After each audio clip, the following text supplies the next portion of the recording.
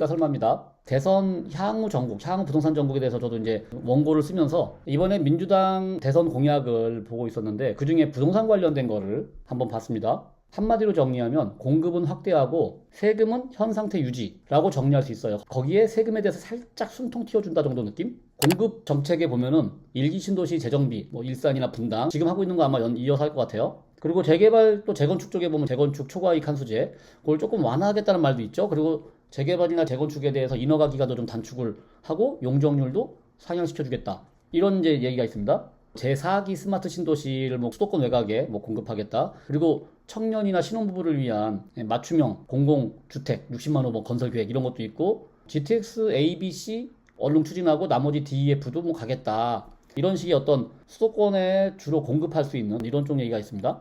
세금에 대한 이야기를 보면은 세금이 이제 이 정부의 성격을 이제 규정하는데 약간은 실용주의 또는 현실과 타협하는 느낌? 그러니까 중도 현실주의 이런 느낌인데 세금에 대해서는요 현 상태를 그냥 유지하겠다 이런 느낌입니다. 예를 들면 이제 종부세를 뭐 세율을 강화하거나 뭐 예전에 문재인 정부 때로 돌아가거나 이러진 않을 것 같고요. 되려 1주택자에 대해서는 완화해 주겠다는 말을 하고 있어요. 완화하는 방법 중에 뭐 세율을 낮추는 방법도 있겠지만 세율 낮추기보다는 뭐 공정가액 비율을 낮추는 쪽으로 이렇게 움직이겠죠.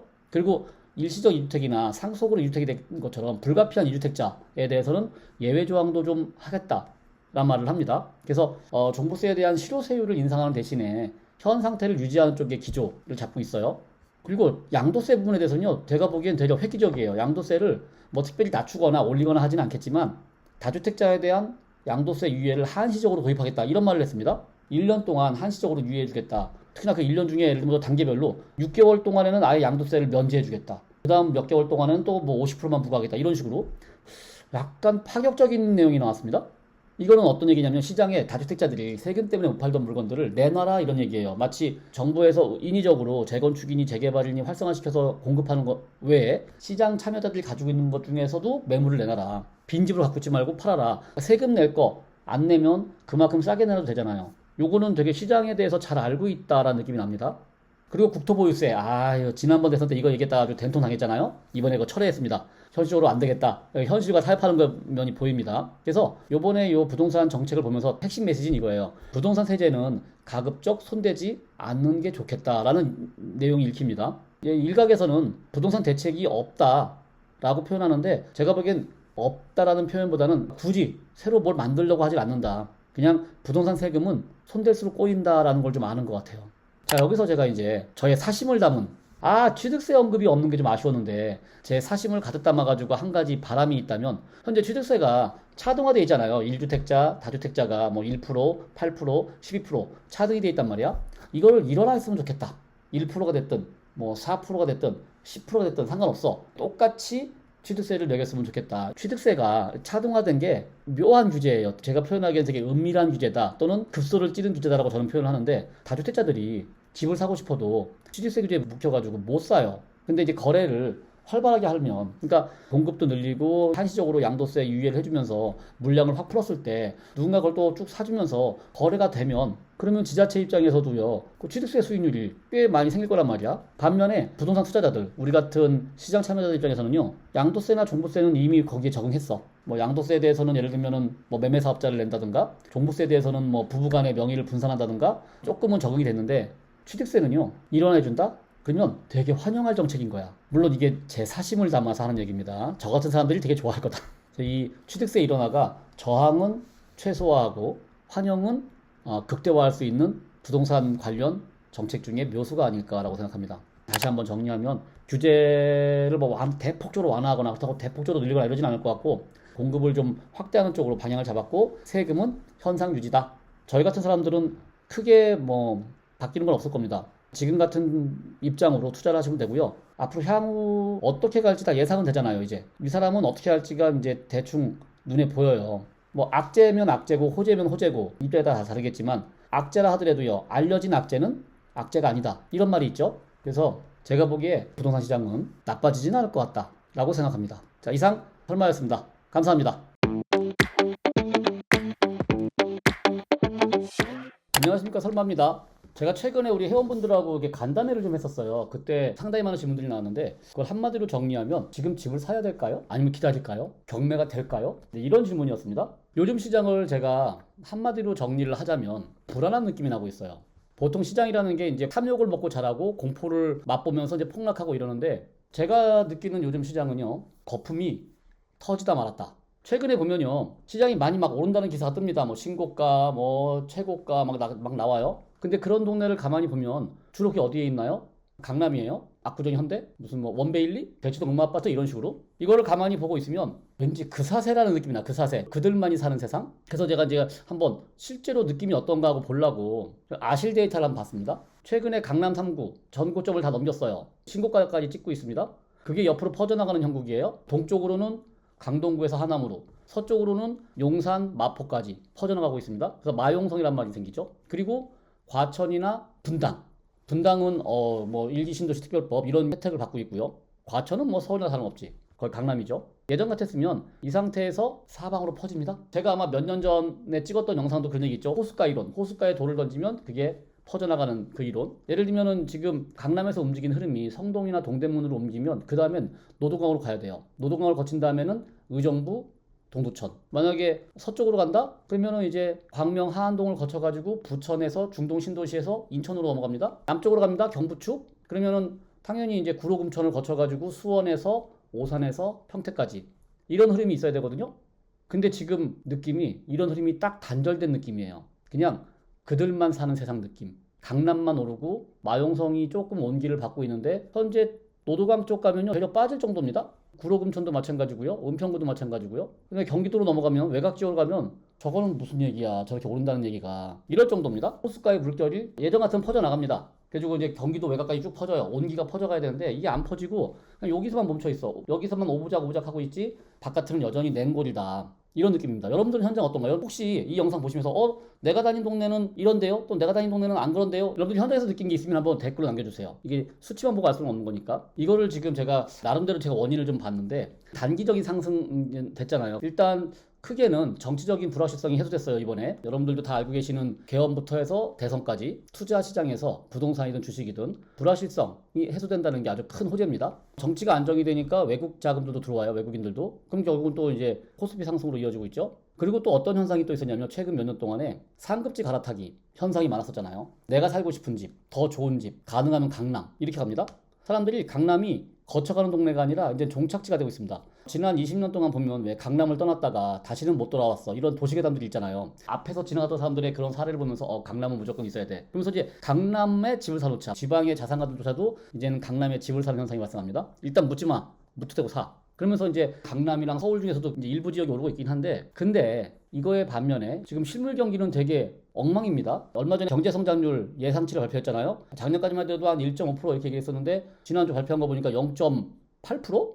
0%대 성장률입니다. 대한민국이 0%대 성장률을 기록한다? 이건 지금 경기가 후퇴한다는 얘기입니다. 자영업자들 지금 다 망한다는 얘기 나오잖아요. 이런 상황에서 자산시장만 오른다? 이게 과연 가능할까? 사실은 이게 원래 거품이 좀 더 빠졌어야 되거든요. 제가 보기에 거품이 미처 다 안 빠졌다, 거품이 다 안 터졌다고 느낀 느낌이 우리가 이제 2016, 17년부터 시장이 막 올랐잖아요. 19년까지 오르고 19년도에 한번 조정받으려다가 코로나가 터지면서 유동성 공급에서 다시 한번 오릅니다. 22년까지. 22년 이후에 이제 23년에 뚝 떨어지잖아요. 떨어질 때 너무 급락하니까 정부에서 놀라서 부양책을 씁니다. 그래서 이제 떨어지는 걸 막았죠. 작년 이후로 올라서 올해 들어오면서 강남 이런 데가 막 오른다고 난리가 난 거야. 단기 급등 현상은 보여요. 그래서 지금 다녀보시면 물건들이 막 사라지고 이런 느낌이 날 겁니다. 근데 이게 저는 지금 단기적으로 이렇게 오르는 게 나중에는 더 큰 부작용이 오지 않을까. 거품을 다 안 뺀 게 더 큰 부작용으로 오지 않을까. 이런 걱정을 하는 겁니다. 제가 이제 상승기를 두 번 겪어봤잖아요. 2006년, 2016년. 움직이면 그 주변으로 퍼져나가요. 강남, 그 다음에 뭐 상계동, 목동, 분당, 그 다음에는 뭐 의정부, 평택, 인천 이런 식으로 퍼져나갑니다. 근데 지금 이 흐름이 안 보이고 있어요. 그래서 지금 여러분들이 이 흐름을 한번 지켜보세요. 어디까지 가고 있는지. 그러니까 섣불리 투자하려고 하지 말고요. 이 흐름이 이어지는지 아니면 멈춰 있는지 이걸 좀 보셔야 됩니다. 지금 우리가 이제 정부가 바뀌었습니다. 많은 사람들이 지난 20년 동안 투자를 겪으면서 민주당 정부가 들어오면 집값이 오른다라는 어떤 이런 경험치를 가지고 있습니다. 오징어 게임을 패러디한 밈도 제가 얼마 전에 봤는데요. 저는 이번 게임을 세 번째 합니다. 이런 이제 밈도 봤는데 더군다나 이번에 이재명 정부에서는요. 경제 성장률도 0%대고 이러니까 살려야 돼. 그러다 보니까 재정정책을 쓸 확률이 큽니다. 아니 거의 쓸 겁니다. 성남시장 경기지사 시절부터 또는 대통령 대선 후보일 때부터 강조하는 게 있었죠. 지역화폐. 이번에 지역화폐 아마 적극적으로 하겠죠. 그럼 이것도 말하자면 유동성 공급이에요. 최근에 바로 엊그저께 박찬대 원내대표가 추경하겠다 20조 지역화폐랑 SOC 이런 식으로. 자 이렇게 이제 재정정책을 쓰면요 당연히 시장에 돈을 푸는 효과잖아요. 유동성. 그러면 단기적으로는 자산 가치가 오를 겁니다. 근데 이렇게 자산 가치가 오르면 정부 입장에서 집값이 오르잖아요. 집값이 오르면 개입을 할 수밖에 없어요. 모든 정부가 집값 오르는 거를 가만두진 않습니다. 보수 정부든 민주 정부든 집값 오르는 거를 놔두진 않아요. 개입하는 방식이 뭘까? 세금은 아마 안 건들 거라고 했으니까 그러면 유동성을 쪼여야 되나? 대출을 쪼여야 되나? DSR 이런 거? 아니면 이제 공급 확대를 해야죠. 현재 대한민국 전체에 집 자체가 부족한 건 아니에요. 살고 싶은 집이 부족한 거지. 신축. 그리고 아파트. 왜 얼죽신이란 말이 있잖아요. 2030. 특히나 30대 주수요층, 특히나 여성분들이 원하는 거는 아파트입니다. 그리고 도심이고요. 그러다 보니까 서울이고 또는 강남이고 아파트고 이렇게 되는 거예요. 그게 계속 오를 확률이 크다. 근데 그 바깥으로는 모르겠다. 그러니까 그 외곽, 머리 가기 싫잖아요. 그러니까 외곽으로는 모르겠다. 그래서 지금 집을 살까요? 라는 고민들을 많이 하시는데 또는 기다릴까요? 빌라라도 살까요? 이러는데 일단 무주택자라면요. 사실 저는 무주택자한테는요. 지난 20년 동안 똑같은 말을 했었어요. 내 집 마련은 그냥 언제나 항상 지금 하는 거다. 내 집 마련을 만약에 할 거라면 난 투자할 거야 이 얘기가 아니라 무주택자 입장에서 투자하는 것도 가능합니다. 저는 무주택자로 투자를 했잖아요. 내 집 마련은 그 후에 몇 년 후에 했잖아요. 그러니까 내가 내 집 마련을 해야겠다. 내 집 마련이 필요하다. 그러면 내 집 마련을 하는 시기는 항상 지금이에요. 언제나. 근데 투자자라면요. 투자자 입장이라면 신중하자. 특히나 영끌은 하지 말자. 영끌이라는 게 정의를 어떻게 하면 좋을까? 뭐 집값의 뭐 70% 80% 대출 그리고 자기 가처분 소득의 절반 이상이 이자로 나가? 이러면 이거 영끌입니다. 시장이 충격이 왔을 때 못 버텨요. 그렇게 되면. 그래서 영끌은 조심하시고 시장을 좀 지켜봅시다. 제가 이런 표현을 써요. 복싱 선수 상대편 주먹이 날라올 때 가드를 올리는 거지 눈을 감는 건 아니잖아요. 눈을 똑바로 뜨고 시장을 지켜보자. 아까 그 시장의 흐름 현재 강남 움직였고요. 마영성도 움직였어요. 그럼 그 바깥으로 이게 흐름이 퍼져나가는지 그걸 보고 움직여도 된다는 얘기입니다. 섣불리 움직이지 말고 지금 이게 불안해요. 오를 거는 같은데 이게 어디까지 오를 것인가? 오르기에는 또 시장이 만만치가 않고 경기 상황으로 보자면 장기 침체 국면에 접어들었거든요. 전 세계 경기가 다 안 좋아요. 우리만 좋을 수가 없어. 그러니까 천천히 시장의 흐름을 보면서 이 흐름 제가 화면에 띄워놨죠? 축이 있습니다. 강북축에 있느냐 일산 파주축에 있느냐 경인축에 있느냐 아니면 경부축에 있느냐 아니면 광주 이천축에 있느냐 그 축에 따라서 여러분들 앞 동네가 어떻게 움직이는지 유심히 보세요. 그러면 다음 동네의 느낌이 와요. 20년 동안의 대한민국 부동산의 흐름이었습니다. 그래서 똑바로 뜨고 시장을 보고 있자. 저는 이제 경매 채널이다 보니까 제가 경매기를 하잖아요. 저는 이 20년의 시장 흐름, 시장이 오르락내리락 했잖아요. 오르락내리락 한 동안 저는 살아남았습니다. 이 시장을 제가 꿰뚫고 관통해서 살아남았잖아요. 살아남은 결정적인 이유는 뭐냐? 물론 경매 얘기하겠지만 경매 얘기를 전에 살아남은 결정적인 이유가 뭐냐? 저는 항상 투자할 때 싸게 샀어요. 싸게 사면은요 손해를 안 봅니다. 손잡이법에 그런 말이 있죠. 지피지기하면 100점 불태라고요. 설마 투자 방법에 바로 그 말을 그대로 적용하면 됩니다. 설마 투자법. 저가 매수하면은 100전 비손이다. 싸게 사면 절대로 손해볼 일이 없다. 이런 얘기하는 겁니다. 그럼 싸게 사는 방법, 가장 좋은 방법이 바로 경매인 거예요. 경매로 그 20년의 시장 상황을 거쳐온 겁니다. 혹자들은 그래요. 아니 경매 그거 돈 됩니까? 너무 낙찰가가 높은데요? 그거는 항상 그랬어요. 20년 전에도 그랬고요. 10년 전에도 그랬고요. 지금도 그래요. 경매는 항상 낙찰가가 높아요. 아니 경매 내가 낮게 쓰면 낙찰이 안 돼요. 입찰자가 많으니까. 그렇다고 낙찰 밖에서 높게 쓰면 돈이 안 돼요. 국가 낙찰이니까. 그러니까 경매는 안 되는 거 아닙니까? 안 되는 사람들은 안 되는 이유를 찾더라고요. 되는 사람들은 되는 이유를 찾고요. 저는 그리고 우리 336 회원들은 되는 사람 쪽에 있습니다. 그리고 그게 20년간 증명이 됐고요. 살아있는 증인이야 여기 있잖아요. 그리고 우리 회원들도 있고요. 지금도 낙찰받고 있어요.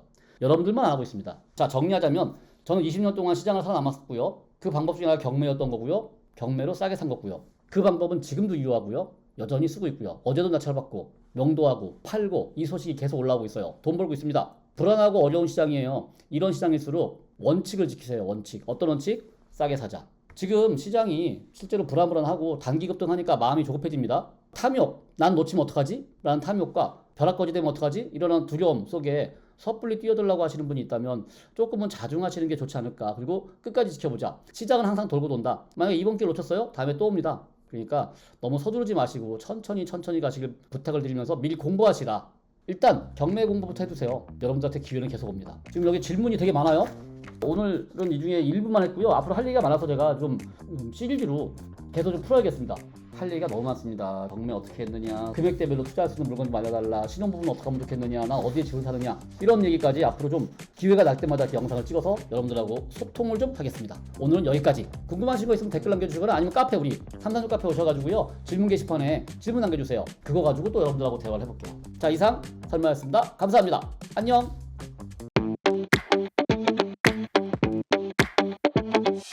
야, 마용성 간다, 하남 간다, 현실적으로 할 수 있는 걸 보자고요. 한 1억 이하로 바깥에 외곽에 먼저 가서 선점하고 있자. 안녕하세요, 설마입니다. 자, 오늘도 제가 방송을 켰습니다. 요즘 뉴스 보면 아주 난리가 났습니다. 강남 아파트 뭐 그냥 불 붙었다, 미쳤다, 서울 아파트 난리 났다, 뭐 몇 억씩 올랐다, 뭐 이런 말들이 있습니다. 자, 이런 거 보면서 어떤 생각이 드시나요? 진짜 미쳤네, 난리 났네, 나도 하나 사둘 걸, 뭐 이런 생각? 또는 이제 끝났나? 평생 월세만 살아야 되나? 이런 생각이 들죠, 솔직히. 이 강남 아파트 폭등, 남 얘기입니다. 솔직히 말해서 관계없는 우리들 강남이 폭등했다는 소식을 보면서 그냥 부러워만 하고 그냥 좌절만 하고 포기할까요? 그대로 끝내야 될까요? 저는 그렇게 생각 안 합니다. 그러니까 이 방송을 켰겠죠. 우리에게도 기회가 있습니다. 지금 시장 분위기 정말 뜨겁습니다. 강남은 이미 불탔고요. 강남 3구에서 마용성으로, 마용성에서 한강벨트로, 강동구, 하남까지. 자, 우리 어떻게 될까요? 강남에 집 빨리 사야 될까요? 30억, 40억 없는데? 사실은 저도 그렇게 얘기하고 싶어요. 그냥 시류에 편승하고 싶어요. 마용성 막 소리치면서 야, 마용성 간다, 하남 간다, 빨리 가서 사라, 이런 말 하고 싶습니다. 저는 근데 오늘 이 영상에서 조회수를 포기하고 여러분들한테 현실적인 대안을 제시해주고자 합니다. 저는 여러분들에게 이렇게 얘기하고 싶어요. 여러분, 강남 아니어도 됩니다. 아니, 정확히 얘기해서 강남 못 가도 좌절 마세요 라고 말씀드리고 싶어요. 쳐다볼 수 없는 강남 바라보면서 좌절할 게 아니라 현실적으로 할 수 있는 걸 보자고요. 경기도로 시야를 돌려보는 건 어떨까요? 2억짜리, 3억짜리 아파트들 경기도에 많습니다. 실투자금은 뭐 5천에서 8천, 한 1억 이하로 경기도에 많아요. 지금 내가 가진 돈으로 할 수 있는 아파트를 찾는 거예요. 물론 혹자는 그럴 겁니다. 경기도 아파트 괜찮을까요? 강남이 아닌데? 자, 시장 흐름 한번 얘기해볼까요? 제가 지난주에도 한번 이런 얘기 했잖아요. 그 영상 한번 참고해보세요. 강남 3구, 마용성, 강동, 하남, 과천, 분당 막 퍼지고 있습니다. 호숫가 이론, 중심부에서 호수에 돌을 던지면 가장자리로 파문이 퍼져나간다. 지금 시장이 그렇게 흘러가고 있습니다. 이제는요, 서울 외곽 지역, 뭐 금강구나 노도강, 심지어 의정부 쪽도요, 호가가 오르고 있어요. 호가가. 거래까지는 아직 모르겠는데 호가가 오르는 현상이 발생합니다. 전세값도 막 오르고 있고요. 이 흐름이 예전에도 반복됐었는데 벌써 제가 2차례나 갔잖아요. 앞으로도 그럴 공산이 큽니다. 흘러갈 것 같아요. 그래서 저는 여러분들한테 말씀드리고 싶어요. 그 바깥에 외곽에 먼저 가서 선점하고 있자. 그 흐름이 오길 기다리면서. 흐름이 오기 전에 미리 가 선점하고 있으면 흐름이 왔을 때 수익이 난다, 이런 얘기입니다. 자, 이 얘기가 근데 경기도 아파트를 사놓으면 대박 날 거다, 지금 그 얘기가 아닙니다. 지금 우리가 현실적으로 할 수 있는 걸 하자 이겁니다. 싸게 사서 기다리고 있자. 그게 지금 우리에게 필요한 접근 방법이에요. 이미 불장으로 치닫고 있는 강남, 마용성, 하남, 강동 못 쫓아가잖아요. 쫓아가면은 지금 상추 잡는 거예요. 아니, 일단 돈이 없잖아. 나한테는 지금 1억밖에 없어요, 예를 들면. 그럼 거기 못 가잖아요. 그러면 경기도를 가자. 경기도에 2억, 3억, 4억짜리 아파트들 널렸습니다. 지금 경매 물건 100건, 200건씩 나오고 있어요. 지금도요. 자, 그럼 혹시나 경기도 아파트 샀다가 안 오르면 어떡해요? 흐름 딱 끊기면 어떡해요? 이런 걱정 당연히 걱정될 수 있습니다. 그러니까 이게 시장이 되게 불안불안해. 그죠? 강남을 사자니 너무 올랐고 안 사자니 흐름이 흘러갈 것 같고 이러다 흐름을 놓칠 것 같고, 근데 흐름이 안 오면 어떡하지? 온갖 걱정이 섞여 있습니다. 저도 그 마음 압니다. 당연한 얘기예요. 저도 똑같은 일을 겪어왔고 똑같이 투자해왔잖아요. 그래서 제 말은 지금 경기도 가가지고 시세대로 아파트를 사자, 호가도 이미 올랐어, 오른 호가로 사자, 이런 얘기가 아니라 싸게 사자, 이런 얘기입니다. 싸게 살려면 그게 바로 경매예요. 경매로 싸게 살 수 있어요. 경매는 아직도요, 시세보다 10%, 20%, 30% 싸게 삽니다. 제가 지난주에 경린이 특강 했었잖아요. 시세보다 30%씩 떨어진 아파트들 막 100건씩 있었잖아요. 즉 이런 얘기입니다. 3억짜리 아파트를요, 2억대 초반에 낙찰받아. 그러면 한 5, 6천 버는 거예요. 그리고서 설령 이 아파트가 나중에 3억에서 안 올라, 흐름이 끊겼어, 여전히 3억이야, 그러더라도 나는 이미 안전마진을 확보하고 있다, 이런 얘기입니다. 그러니까 싸게 샀으니까 손해는 없는 거고요, 수익은 있는 겁니다. 거기다 만약에 흐름이 온다, 지금 강남에서 시작한 흐름이 경기도로 쫙 퍼진다? 그러면 보너스, 플러스 알파가 있는 거잖아요. 흐름을 타고 더 오르는 겁니다. 그래서 저는요, 지금 이 타이밍에 무리해서 호가 따라가지 말고요, 경매로 시세보다 싸게 사는 전략을 말씀드리고 있는 거예요. 경매를 활용해서 현실적으로 시작하자, 이 말씀을 드리고 싶은 겁니다. 자, 그럼 정리해 볼게요. 경매는요, 일단 싸게 사는 겁니다. 이게 가장 중요해요. 경매의 핵심 포인트, 싸게 사는 거다. 그리고요, 지금 경매 아파트가 되게 많이 나와요. 제가 경린이 특강 매주 하잖아요. 지난주에 한 100개, 이번 주도 한 100개야. 많이 나옵니다. 할 게 많아요. 그리고 경매는요, 정보의 비대칭성이 있어요. 분석이 답이야. 그냥 일반 매매처럼 누구나 다 아는 게 아니에요. 경매는 하는 사람만 해요. 그래서 이 경매로 낙찰받잖아요? 그럼 실거주도 할 수 있는 거야. 싸게 실거주로 또는 투자도 되는 겁니다. 양쪽을 다 노릴 수 있어요. 그리고 경매다 보니까 대출도 잘 나옵니다. 일반 매매보다. 그러니까 여러 가지로 유리한 거야, 경매가. 자, 그리고요, 무엇보다도요, 초보자들도 할 수 있습니다. 조금만 준비하면 초보자들도 손쉽게 접근할 수 있어요. 우리가 지금 처음부터 강남 못 가잖아요. 30억, 40억 못 가. 난 지금 가진 게 1억밖에 없어. 또는 5천밖에 없어. 그러면 경기도로 시작하자는 얘기입니다.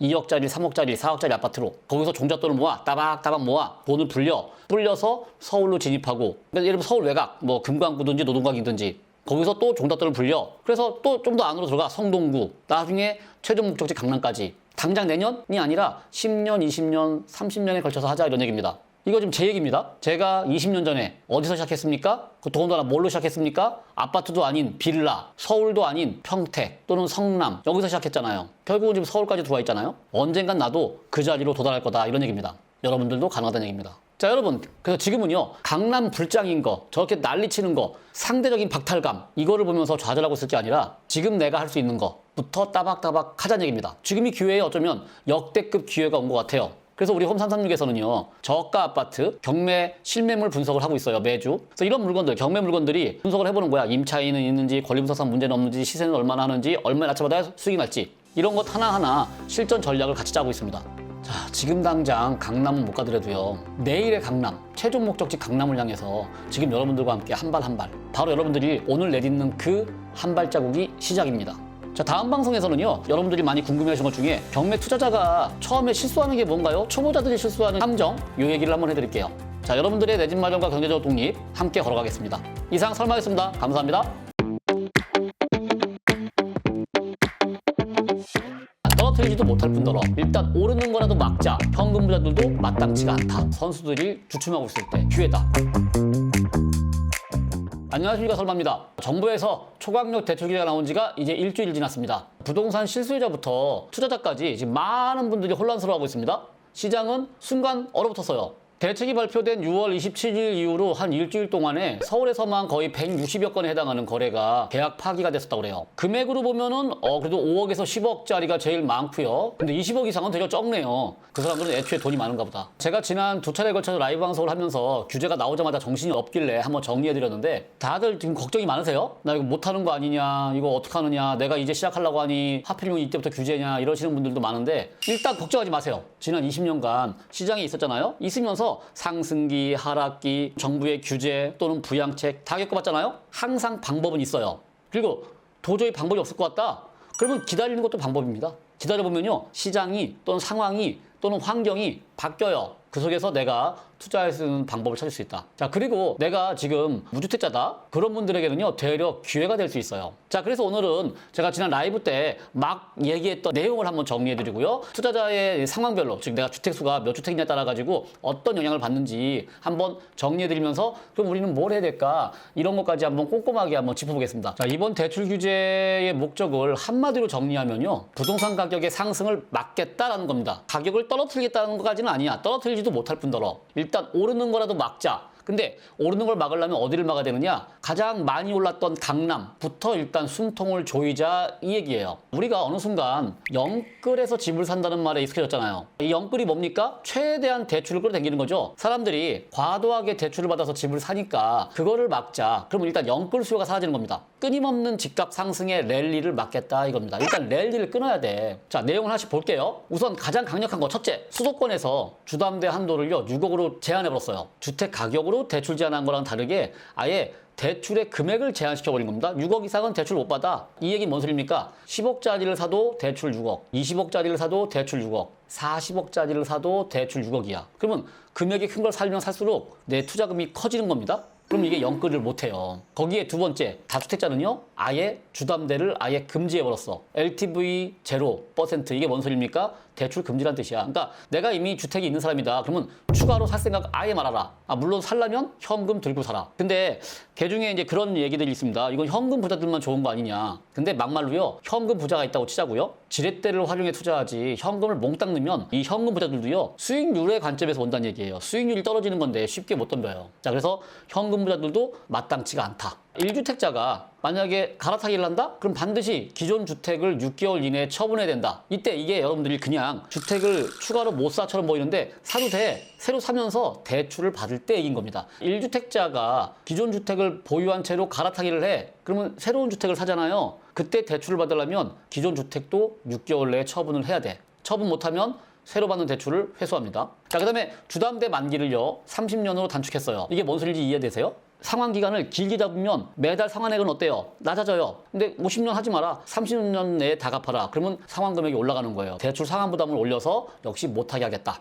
그리고 이제 6개월 내 실거주 의무. 내가 집을 사면서 대출을 받았어. 그럼 반드시 집을 사고 6개월이 되기 전에 꼭 전입해라. 이 뜻입니다. 이 얘기는 대출을 안 받으면 상관없다는 뜻이야. 그리고 이제 갭 투자 전세 대출 금지라고 써 있는데 이게 뭐냐면요. 현재 내가 임차인이에요. 내가 전세 살고 있어요. 전세 살고 있는 집에 전세사업 대출을 받았어요. 그 돈 가지고 집을 사면 안 된다 이 뜻입니다. 그리고 이제 신용대출과 정책대출의 한도를 다 축소시키고 있죠. 역시 대출금지입니다. 주택수에 따라서 어떤 영향이 있는지 한번 보겠습니다. 첫 번째, 다주택자를 보겠습니다. 주택이 2채 이상 있는 사람이야? 이런 사람들은 주로 투자자가 되겠죠. 추가로 사는 거니까 내가 실수요는 아니잖아. 자, 이런 사람들의 경우는요. 대출이 아예 원천 봉쇄됐습니다. 현실적으로 대출이 안 나오기 때문에 주택수를 증가시키는 게 사실상 불가능해진 겁니다. 만약에 네가 추가로 주택을 더 사고 싶어. 3주택인데 한 채 더 사고 싶어. 그러면 현금으로 사라. 이 뜻인 겁니다. 근데 현금으로 살려면 수익률의 관점에서 보면요. 쉽지가 않은 선택이에요. 그래서 이런 사람들은 기존 주택을 뭐 보유하는 전략, 존버 전략이라고 하죠. 아마 그렇게 가겠죠. 아니면 파는 전략? 뭐 파는 것도 방법입니다. 많이 올랐잖아. 팔아서 다시 자금을 회수하는 것도 방법이다. 자, 그리고 이제 1주택자들은요. 집을 산다? 이런 경우는 갈아타기 하거나 아니면 투자 목적이거나 자녀들한테 이제 집을 사주기 위한 건데 일단 이 중에 투자 목적은 막힌 거예요. 대출이 안 나오니까.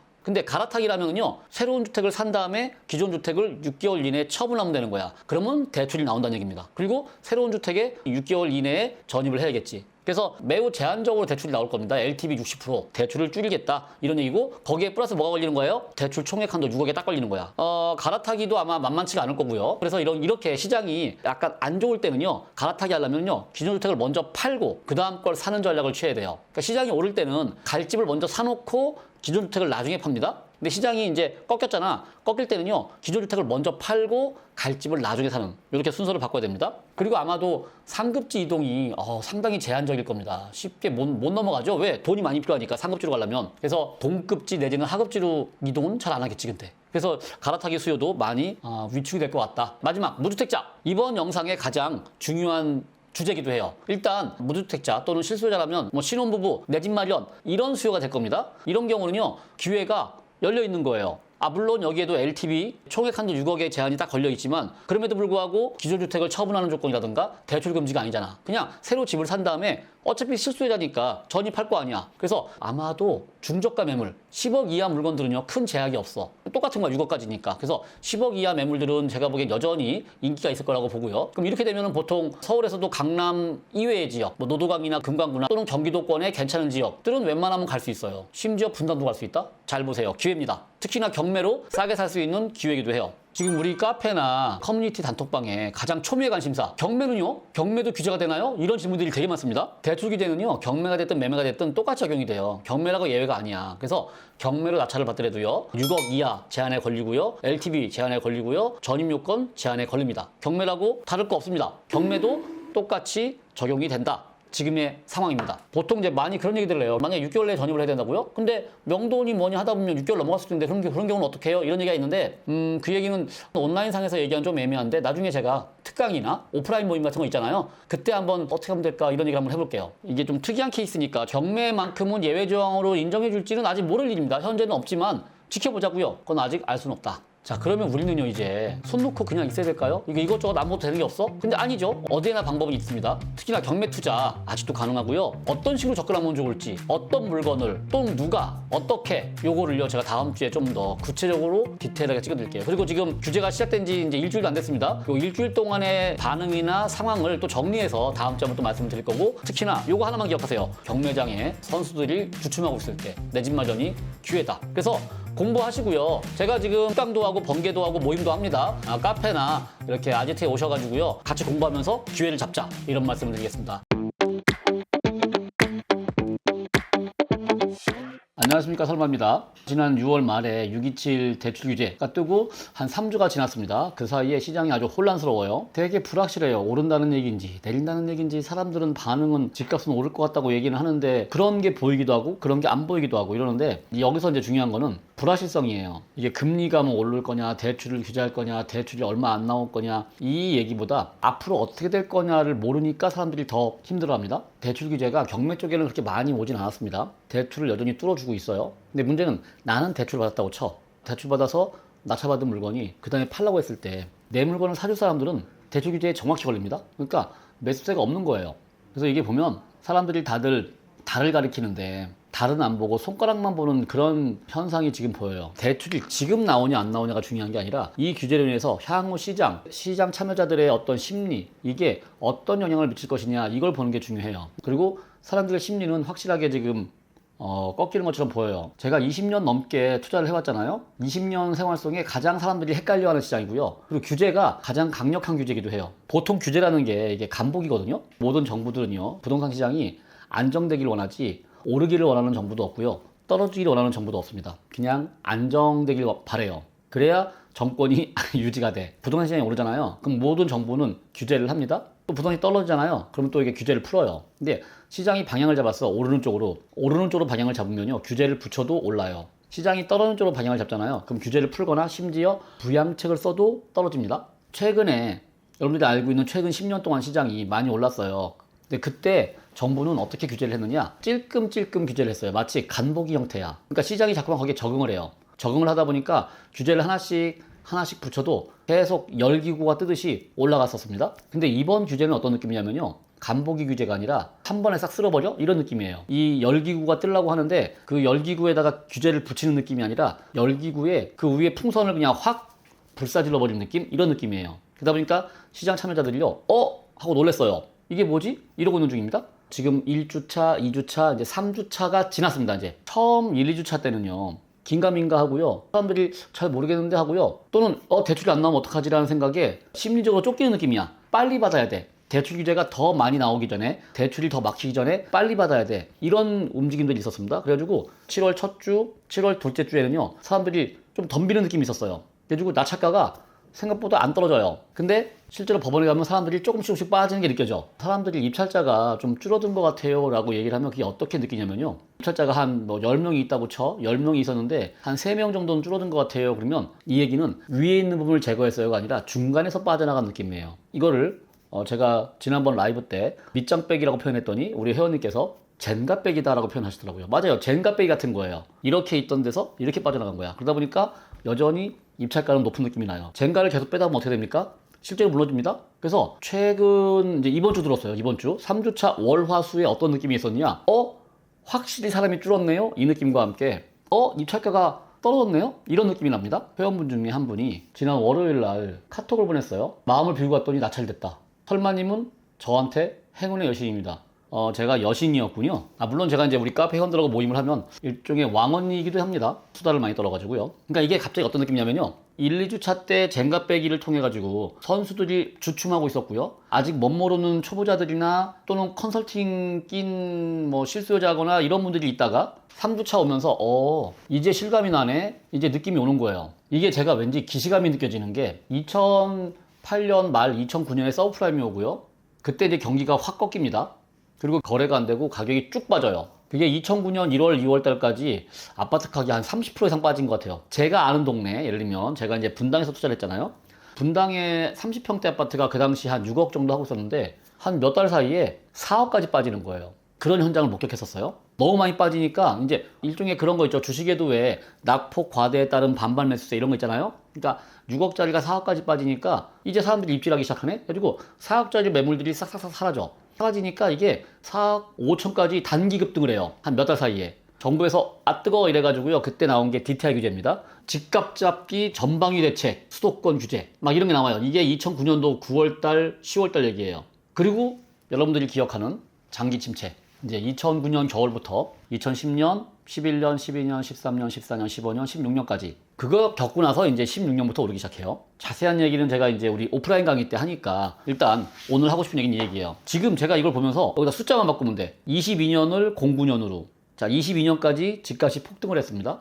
그리고 22년도에 유동성이 축소가 돼요. 유동성이 축소가 되면서 집값이 빠져요. 이제 코로나 위기를 극복한 거죠. 23년에 바닥을 찍습니다. 너무 바닥을 찍으니까 사람들이 또 우르르 들어와. 그래서 23년 사신 분들이 돈을 또 많이 벌었어요. 그게 24년을 거쳐서 쭉 올라가요. 쭉 올라가다 보니까 정부가 바뀌면서 초강력 규제가 확 들어온 겁니다. 마치 2009년도에 DTI 규제처럼. DTI도 똑같은 개념이야. 대출 규제입니다. 대출 규제. 그 전까지는 LTV만 있었어요. LTV에서 DTI라는 게 적용이 되고 DSR이라는 게 나오잖아요. 이번에도 아예 6억 이상은 대출 안 해줄래. 이런 식으로 초강력 규제가 나옵니다. DTI도 되게 충격적이었었거든요. 이번에도 충격적입니다. 여기서 하나 재밌는 거. 2009년에 그 DTI 규제 누가 한 것 같습니까? 이명박 정부입니다. 정부의 성격과는 상관없습니다. 집값이 오르면 규제를 해요. 집값이 빠지면 부양책을 씁니다. 숫자만 바꾸면 지금 똑같은 현상이 발생하고 있다. 저의 예상은 그런 겁니다. 이게 장기간 조정장세가 오지 않겠느냐, 앞으로 이제 올해부터 최소 2, 3년. 그러면 경매 시장은 어떻게 될 것인가? 침체기라고 하면은 보통 이렇게 생각해. 안 팔리는 시장. 침체기라는 거는요, 안 팔리는 시장이 아니라 안 오르는 시장입니다. 팔리긴 팔리는데 오르면서 팔리는 게 아니라 여전히 똑같은 가격에 계속 팔려요. 예를 들면 이거야. 오늘 5억인 아파트가 내일도 5억이고 내년에도 5억인 거예요. 근데 우리가 지금까지 겪었던 시장은요, 지난 10년간 겪은 시장은 오늘 5억이면 내년에는 6억이 되고 내후년에는 7억이 됐잖아. 그게 아니라는 얘기입니다. 계속 똑같은 가격으로 가요. 이러면 보통 누가 힘드냐면요, 갭 투자하신 분들, 장기 투자하시는 분들이 되게 힘들어요. 안 오르니까 기회비용만 매몰되는 거야. 이럴 때 저는 뭘 했냐면요, 단타를 쳤어요. 단타. 그러니까 단타를 친다는 의미가 시세보다 싸게 받아가지고 시세대로 파는 거죠. 20년 전에는 제가 3천짜리를 한 거고요. 10년 전에는 제가 3억짜리를 한 거야. 그냥 싸게 받아서 싸게 판다. 이게 단타입니다. 어떻게 보면 단타치기 딱 좋은 시장이 들어와요. 예를 들면 어중이 떠중이 뭐 실수요자 또는 컨설팅을 끼고 들어오는 초보자들이 사봐야 안 오르잖아요 하고 이제 슬금슬금 빠집니다. 또 사놓고 안 팔리니까 거기서 말라 죽어요. 이제 진정한 선수들만 남아요. 그러니까 가격을 올리지 않는. 경매라는 거는 원래 싸게 사는 거잖아요. 싸게 사는 사람들만 남아요. 그럼 우리는 거기서 충분히 수익이 나는 가격으로 낮춰받을 수 있는 거야. 어차피 다 같이 싸게 쓰니까.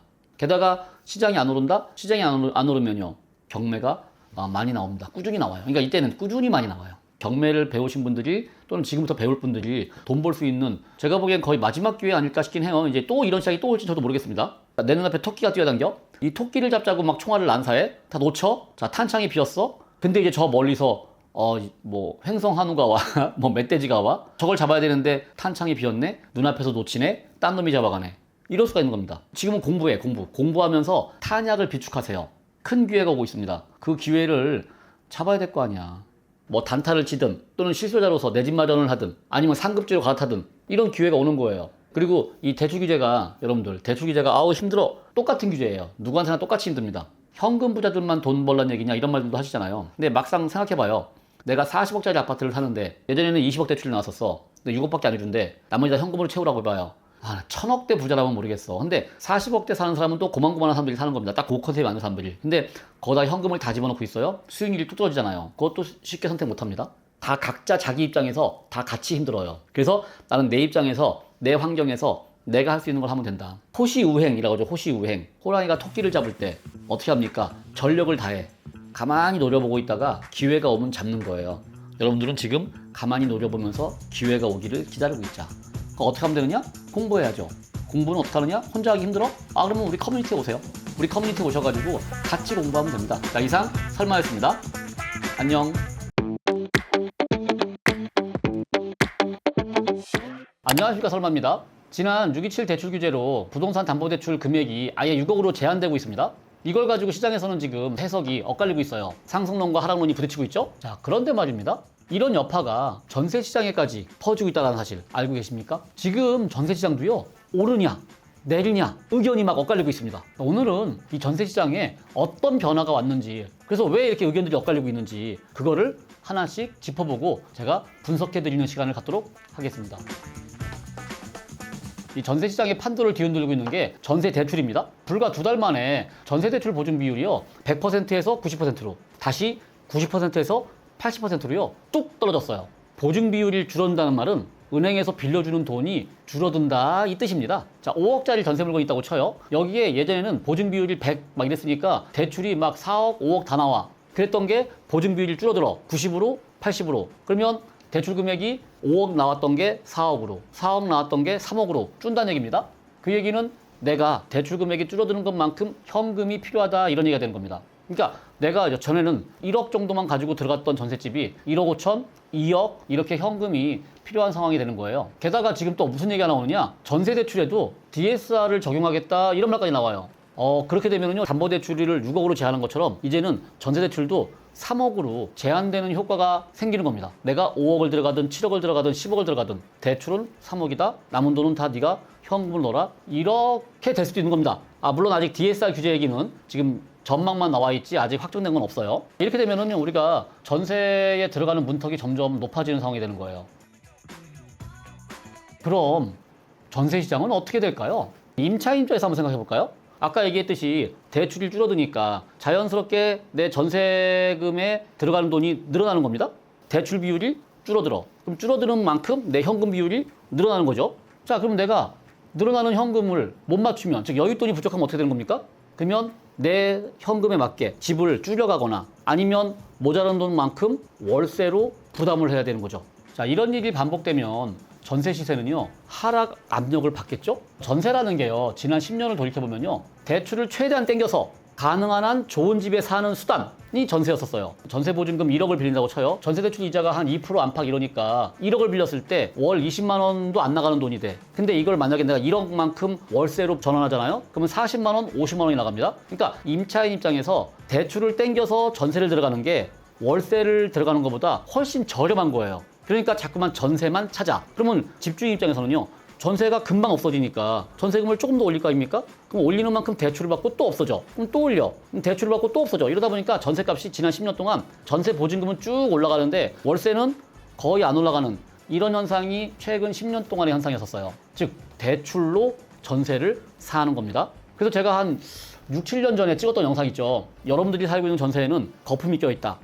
전세가 이상한데? 대출이 껴있는데? 이건 거품인데? 원래 전세는요, 거품이 안 끼는 거였습니다. 한 15년 전, 20년 전만 하더라도요, 전세는 내 현금 가지고 내가 가능한 집에 사는 거였었어. 근데 이제 대출이 워낙에 잘 되다 보니까 내 여건보다 더 좋은 집에 가는 게 지난 10년 동안의 상황이었습니다. 근데 이번에 이 정부 정책을 보면서 이거는 전세에 낀 거품을 제거하는 작업이네? 라고 저는 느낀 거예요. 제가 느꼈던 6년 전, 7년 전에 전세에 거품이 껴있네 생각했었는데 지금 정부에서 어떻게 정확히 거기를 치고 들어왔네? 거품을 빼는 거네? 거품을 빼면 전세값이 내려가겠지. 그럼 전세값이 내려가면 궁극적으로 집값도 내려가거나 안정되겠지. 궁극적으로 집값 안정을 노리는 거니까 그래서 이렇게 가는 흐름인가? 라고 전 느낀 겁니다. 지금 임차인 입장에서 보면은 이제는 내 돈으로 갈 수 있는 집에서 살거나 아니면 차액만큼 월세를 부담하거나 이런 세상에 지금 진입하고 있는 겁니다. 그래서 실제로도 보면 월세 물량이 늘고 있다는 기사들도 보이죠. 그런데 말입니다. 지금까지의 논리 구조로 보면 전세값이 그러면 떨어지거나 하향 안정으로 가는 논리 구조잖아요. 근데 요즘 기사 보셨어요? 전세값이 막 오르고 있다, 물량이 없다, 품기다. 특히나 품기. 1200세대 단지 내에 전세 물량 한 개도 없어. 또는 딸랑 한 개 있어. 이런 기사 보셨죠? 도대체 왜 이런 모순된 전망이 나올까요? 일단 주요 언론들에서는요, 극심한 매물 부족을 원인으로 꼽습니다. 크게 세 가지인데, 첫째, 기존 세입자들이 계약갱신 청구권을 쓰는 거예요. 그래서 계약을 연장해버려. 그러니까 지금 막 이래저래 불안해. 전세대출이 줄어들 것 같아.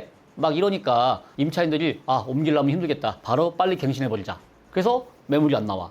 자, 두 번째는 최근에 6.27 대책이 갭 투자를 막아버렸죠. 갭 투자가 안 되니까 또 매물이 안 나와요. 그다음에 세 번째, 신규 입주 물량이 없어. 보통은 입주장이 서야 전세 매물이 우르르 나오는데 입주장이 안 서네? 그러니 매물이 안 나와. 이렇게 전체적으로 공급이 크게 줄었어요. 그러니까 이게 뭡니까? 공급은 줄었는데 수요는 그대로 있어. 그러면 수요와 공급 법칙에 의해 가지고 당연히 가격은 오른다. 이게 이제 주요 논지입니다. 자, 근데 여기서 저는요, 공급이 줄었다는 거, 그러니까 매물이 부족하다는 거 맞는데 그게 신축 매물에 한해서 줄었다라고 저는 보는 겁니다. 전반적으로 전세값이 오를 만큼 공급이 부족한가? 이건 지금 제가 그런가 하고 살짝 의문이 들었습니다. 이거는 좀 냉정하게 따져볼 부분이 있어요. 실제로 지난 6월 한 달 동안 전국 아파트의 전세 가격 지수를 보잖아요. 그러면 큰 변화가 없어요. 그러니까 전세값이 올랐다고 볼 수가 없는 거예요. 극히 일부 단지, 극히 일부 지역에서 오른 건 있어. 하지만 전체로 보면 그렇지는 않다는 얘기입니다. 자, 지금 전세 시장을 놓고요, 각 전문가들의 의견이 엇갈리고 있어요. 상승이냐 하락이냐. 이거를 좀 냉정하게 좀 살펴보자고요. 돈줄을 쬐는 겁니다. 담보대출, 전세대출, 유동성을 줄이는 거고 돈줄을 죄는 거기 때문에 전반적으로 하향 안정으로 갈 거라고 저는 봐요. 지난 10년간 전세 시장에 꼈던 거품, 지금 그 거품을 빼는 작업을 하는 거라고 저는 보여요. 구조적으로 근본적인 변화가 일어나는 겁니다. 지금 현재 부동산 시장은요, 뭔가 큰 변화가 막 오는 것 같죠. 여러분들 막 불안하죠. 이런 시기일수록요, 기회는 준비된 자에게만 오는 겁니다. 제가 지난 20년 동안 투자했잖아요. 20년을 돌이켜보면요, 제가 수많은 물건들을 사고 팔았는데 지나고 보니까 물건을 사고 판 게 아니라 때를 사고 판 것 같아요. 즉, 사야 할 때인가, 팔아야 할 때인가, 또는 기다릴 때인가, 공부할 때인가. 지금은 공부하면서 준비할 때라고 생각합니다. 그리고 때를 기다리는 때예요. 제가 지난번 영상에 공부하세요 라고 했더니 악플들이 막 달리던데, 그렇다고 공부 안 하고 막 지를래요? 자, 그럴 수는 없지 않습니까? 전세가 됐든 매매가 됐든 또는 경매가 됐든 여러분들이 섣불리 움직이기 전에 시장에 숨겨진 그 흐름, 그리고 변화의 그 본질을 정확히 읽어내야 됩니다. 여러분들의 그 소중한 자산을 지키고요, 다가오는 기회를 잡으려면 시장에 대해서 분석하고 공부를 해야 합니다. 이런 어떤 시장의 흐름이나 분석이 혼자 하기에는 좀 한계가 있잖아요. 그래서 이게 우리가 모여서 토론도 하고 같이 의견도 나누거든요. 또는 제 얘기를 듣고 싶어요. 그러면 이렇게 유튜브나 온라인상으로는 좀 한계가 있으니까 제가 가끔 오프라인 특강을 합니다. 관심 있는 분들은요, 카페에 들어오셔가지고 카페를 유심히 보고 계시면 특강에 대해서 안내가 나갈 거예요. 그런 거 보고 한번 오셔서 같이 얘기를 해보시죠. 이번 기회에 시야도 넓히고 공부도 하시면 됩니다. 자, 오늘 영상은 여기서 마무리하겠습니다. 다음에 또 다른 얘기 가지고 올 테니까 그때 뵙도록 하겠습니다. 구독, 좋아요 눌러주시고요. 다음에 만나요. 안녕. 결국 시장이 원하는 아파트 공급이 생각보다 늦어지는 거 아닌가? 총량으로 봤을 때 공급이 아니라 축소다. 정부에서 생각하고 있는 대책 중에 모든 대책을 생각하고 있다. 거기는 세금 대책도 포함된다? 요거 잘못하면은 문재인 정부 때의 집값 상승의 악몽이 나올 수도 있어요. 안녕하십니까, 설마입니다. 자, 오늘은 저희가 이제 이재명 정부 들어가지고 첫 주택 공급 정책이 발표가 됐는데 35,000호 계획이라고 하잖아요. 이게 겉으로 딱 보기에는 35,000호 발표인데 문제는 좀 잘 들여다보면 이게 과연 제대로 될까 싶은 공급 확대가 아니라 대려 축소 아니냐라는 우려가 일각에서 나오고 있어요. 왜 그런 얘기가 나오는지, 그것과 함께 현재 건설업계들이 겪고 있는 어려움이나 위기가 있습니다. 위기에 직면한 건설업계 상황을 한번 짚어보려고 해요. 정부가 발표한 내용을 먼저 보겠습니다. 지난 8월 12일이죠.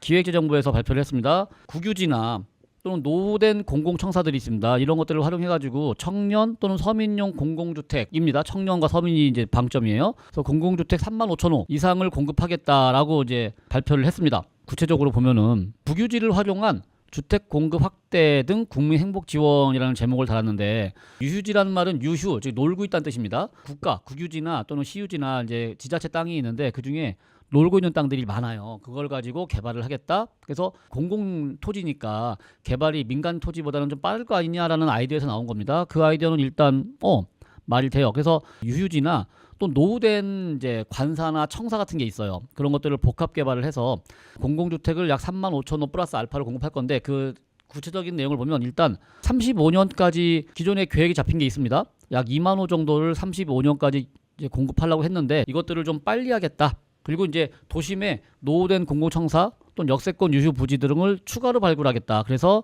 신규로 1만 5천호 플러스 알파를 공급하겠다라는 얘기입니다. 이게 이제 대표적으로 어디를 얘기하는 거냐면요. 일단 용산에 유수지라고 있습니다. 유수지라는 게 이제 흐를 유자에 물 수자야. 그러니까 물이 흘러서 모이는 곳. 쉽게 말하면은 비가 왔을 때 물을 배출시키는, 물을 모아서 빼내는 그런 게 유수지인데, 용산에도 물이 모이는 곳이 있어. 그걸 물을 빼내는 거야. 그런 유수지가 있고, 그다음에 종로의 복합청사, 천안세관 또는 이제 성수동에 보면은 김학경찰대가 있습니다. 또는 광명세무서 또는 이제 출입관리소, 이런 식으로 도심이나 또는 전국에 곳곳에 흩어져 있는 소규모 국유지를 적극적으로 활용하겠다. 이러면 정부가 가지고 있는 땅이니까 개발이 손쉽지 않겠냐, 이런 생각에서 출발을 한 겁니다. 자, 근데 이거를 좀 구체적으로 뜯어보면은 조금씩 아쉬운 점이 있습니다. 뭐가 있냐면요. 일단 첫째, 정부에서 대표적으로 들고 있었던 게 용산에 있는 유수지였는데, 감사원에서 빗물 처리에 필요한 유수지 면적이 너무 적게 산정이 됐다. 그러니 다시 산정해라. 원래 필요한 것보다 3,700제곱미터가 적게 됐다. 한 1,000평 정도가 적다. 더 확보해라. 이런 얘기고요. 요게 지난 23년에 나온 기사입니다. 그리고 이제 종로에 신청사를 지어가지고 거기다가 구청 또는 소방서 또는 뭐 경찰서 이런 것들을 신청사에 넣습니다. 넣으면서 거기에 공공주택을 같이 넣으려고 했던 거야. 한 50호 정도를 공급하겠다라는 계획이 있었어요. 근데 여기가 지금 추진 속도가 생각보다 빨리 안 간다. 그러니까 이제 기금도 지금 어디 가는지 모르겠고 실제 계획보다도 한 3년 정도 늦어지고 있다는 얘기입니다. 게다가 계획이 늦어지는 것도 문제긴 하는데 공급량이 사실 많지도 않아. 유수지 같은 경우는요. 그래도 한 300세대? 이 정도면 그래도 꽤 되는 거잖아요. 이 종로의 신청사는요. 50세대야. 주택수도 얼마 안 되는 데다가 게다가 이게 이제 청사에 같이 들어가는 겁니다. 그러니까 말하자면 뭐 관공서에, 소방서에 다 같이 있는 거야. 한 건물 내에. 그러면 생활소음 문제도 있지 않겠느냐? 뭐 이런 지적이 나오고 있습니다. 그래서 과연 이게 주거하기에 적합하겠니? 이런 말도 지금 나오고 있는데 그 와중에 애초에 계획보다 3년이나 늦어지고 있다. 이런 겁니다. 그래서 이것도 좀 애매한 상황이고요. 그 다음에 이제 성수동에 보면은 기마경찰대가 있습니다. 여기에 청년주택을 한 400호 정도 공급할 계획이었고요. 창업지원 공간까지 조성 계획이 있었던 거예요. 그래서 추진되는 계획에 의하면은 뭐 27년도에 건축설계 인허가, 28년도에 시공사, 30년도에 준공으로 되어 있는데 근데 이게 지금 시일 30년 준공이면 너무 먼 얘기잖아요. 지금 현 정부가 끝나. 그러면 공급 계획이 뭐 지금 당장 하는 게 아닌데 넣어놓은 것 같은 느낌이 난단 말이에요. 시간이 꽤 필요해. 아직은 당장 가는 게 아닙니다. 그리고 이제 목동 출입국관리소나 광명 세무서에도 한 200세대, 300세대 이런 식으로 추진 계획이 있습니다.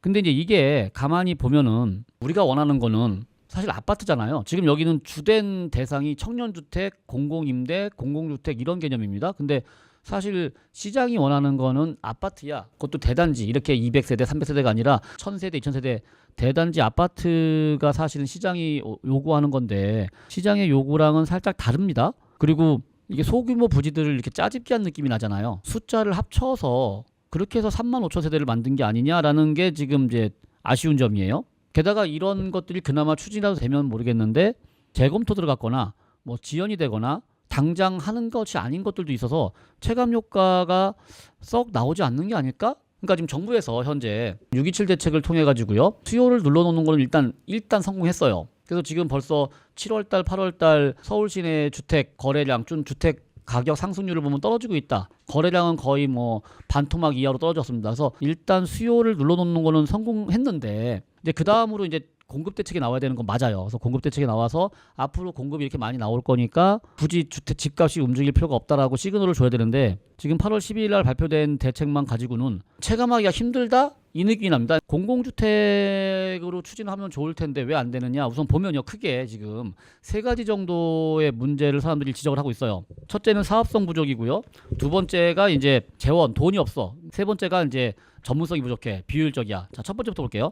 사업성 부족이라는 게 뭐냐면요. 지금 현재 이 공급 계획에 써 있는 이 35,000호가 대부분은 청년 임대주택이야. 그러니까 민간 기업의 입장에서는 분양을 해서 수익이 내야 되는데 그게 아니라 대부분 임대주택 위주다 보니까 수익 내는 게 마땅치가 않고 임대 수익으로 과연 이걸로 뭐 토지 매입 비용이나 건설 비용이나 또는 운영 관리비 같은 게 나올까라는 아쉬움이 따르는 겁니다. 그러다 보니까 이제 LH 같은 애들만 들어와야 되는데 LH도 공기업이긴 하지만 여기도 수익이 나야지 손해 보면 또 감사에 걸릴 거 아닙니까?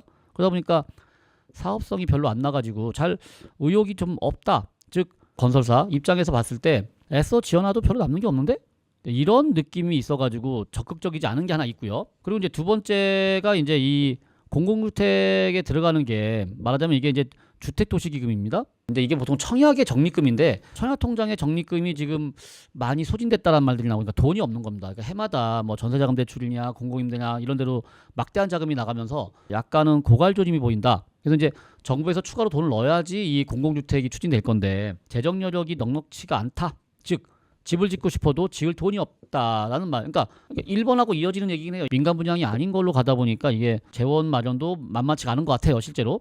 자, 그리고 이제 공공기업이 하다 보니까 약간은 그 비전문성도 좀 있는 겁니다. 예를 들면 인사이동이 좀 잦아요. 순환보직하잖아요, 공공기관 같은 경우가. 그래서 인사이동을 하다 보니까 사업의 연속성 같은 문제도 생길 수 있는 거고 담당자가 바뀌면서 계획이 다시 이렇게 돌아가는 경우도 좀 있습니다. 그래서 보면 서울 시내에서 도심공공주택 복합사업이라는 게 있습니다. 공주보 부르는 건데 LH가 도심주택 공급하는 게 전체 계획 물량의 한 65% 정도가 아직 착수도 못했다. 그것들도 생각보다 많이 안 되고 있고 부지 확보 문제나 뭐 주민들의 협의 문제나 하고 싶어도 할 수 없는 그런 구조들이 있어요. 작년 기사인데 윤석열 정부 때 공공분양 9만 호 공급하려고 했었는데 실제 목표한 거에 5%밖에 안 되는 4,700호밖에 공급을 못했다라는 기사가 떴잖아요. 이게 그런 게야 바로. 그러니까 실제로 지난 정부도 공공주택 공공분양을 하려고 했지만 막상 추진하려고 보니까 어려워. 그랬는데 올해는 과연 될 것인가? 물론 국토부에서는 인허가 물량이 12월로 몰려 있으니까 뭐 될 거다라고 한다고 하지만 그거 한번 지켜봐야 될 일이다라는 얘기입니다. 그래서 이제 공공주도로 주택을 공급하는 게 좀 한계가 좀 있는데 이제 주택 공급은 크게 이제 민간이 공급하는 게 더 커요. 민간이 공급하고 공공 부분에서 약간 보조를 해주는 건데 결국 이제 민간의 의지를 해야 되는데 자 문제가 민간 공급에 지금 크나큰 악재가 생겼죠. 현 정부는 성격상 노동자 친화적이기도 합니다. 그러다 보니까 건설 노동자들 또는 뭐 비정규직들 이런 분들에 대해서 많은 이제 여러 가지 법적인 어떤 보호나 이런 걸 신경을 많이 쓸 거예요. 그런 정부가 들어섰는데 들어서자마자 지금 건설업체 쪽에서 막 산재가 발생하고 있죠. 올해만 벌써 4명이나 사망한 이 포스코 ENC 여기는 제재가 불가피하다라고 국회 한노위에서 여기 지금 중대재해 청문회도 하고 있다고. 그러니까 이게 정부에서 건설이나 공사장이나 이런 안전 문제에 대해서 강하게 규제를 합니다. 그러니까 틀린 얘기는 아니잖아요. 맞는 얘기잖아요. 그러니까 정부의 입장에서는 당연히 노동자 안전이나 공사장의 안전을 당연히 관리 감독해야지. 근데 그동안은 그게 조금 그냥 뭐 적당히 넘어갔는데 이번 정부는 이게 적당히 넘어가는 성격이 아닙니다. 그러다 보니까 아마 강하게 나올 거고요. 국회에서도 아마 그럴 거고요. 최근에 포스코만이 아니라 DL건설도요. 공사장 추락 사고 같은 것도 나고 DLENC 같은 경우 무기한 작업 중지, 전 현장 공사 중단, 물론 일부 재개도 있지만 그러니까 포스코뿐만이 아니라 DL건설 같은 경우도요. 지금 공사가 중단되거나 점검이 들어가거나 멈추는 경우들이 나오고 있습니다. 이렇게 자꾸 사고가 발생하니까 대통령까지 지금 전면에 나서고 있습니다. 건설사의 입찰 자격을 영구 박탈할 수도 있다. 필요하다면은 건설 면허까지 취소할 수 있다라는 데일리한 기사가 있습니다. 이렇게 되면은 사고 나면 폐업되는 거 아니냐? 시공사의 어떤 불안감 이게 이제 공사 현장에 되게 압박이 되고 있는 건 맞아요. 그래서 부동산 정책의 악재일 수도 있다. 왜? 건설업체들이 갑자기 몸을 살리기 시작했습니다. 인명사고 났을 때 과징금 3%법까지 나오고 있습니다. 그동안 없었던 게 생기니까 다들 이제 유치되는 겁니다. 그래서 건설업계가 패닉에 빠졌다. 패닉에 빠지면 하죠. 그래서 예전에는 사고 나도 넘어갔다면 이제는 사고 나면 큰일 납니다. 그러니까 사고가 안 나도록 안전에 정말로 신경을 써야 되는 거예요. 자, 근데 그렇게 그래야 됩니다라는 걸 떠나서 근데 문제는 현실이 문제예요. 현실. 사고 나면 안 되니까 전 작업장의 작업을 일단 멈춤하는 현상이 발생을 해요. 실제로. 예를 들면 포스코 ENC만 하더라도요.